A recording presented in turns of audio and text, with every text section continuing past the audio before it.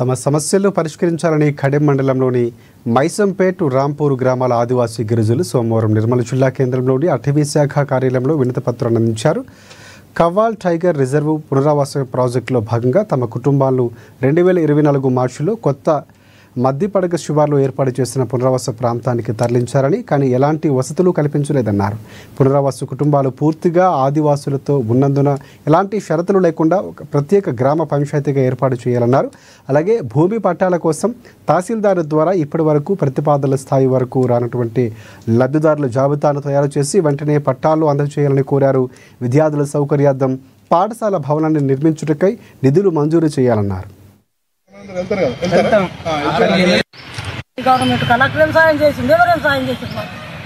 ఇన్ని రోజులు ఆడిపిస్తూ ఉన్నారు, మీరు ఆడినట్టు మేము ఆడుతున్నాం. అట్లనే కోతులాగా దుంకిపిస్తున్నారు మమ్మల్ని. ఒకరికి వస్తే ఒకరికి రాకపోయా, వచ్చిన వాళ్ళు తినాక రాని వాళ్ళు ఎంత కలుసుకుంటుంటారా? సాయం చేసినప్పుడు అందరికీ సాయం చేయాలి సార్. ఒకరికి చేసి ఒకరికి చేస్తే ఎట్లుంటుంది? ఒకరు తింటే ఒకరు ఉపాసం ఉంటారా? మా ప్రాబ్లం అది, మాకేం సౌకర్యం చేయలేదు కాబట్టి మాకు అన్ని చేయాలా. మా భూములు పట్టాలు చేసి ఇవ్వాలి. మాకు బంటాలు కొట్టుకున్నారు, బంటాలు కొట్టలేదు, పట్ట ఏం లేదు. ఆ జంగల్ వరమే ఉన్నది ఆడ. నేను పాకే డబ్బులు రాలేదు, మాకు పట్ట భూమి కాగితం రాలేదు, నా ఇల్లు డబ్బులు కూడా రాలేదు. అందరికీ పట్టాలు ఉన్నది. మేము ఏం తిని ఉండాలా, ఏం తాగి ఉండాలా? ఊళ్ళో కైకి లేదు, మేము అప్పుడు కొట్టాలా?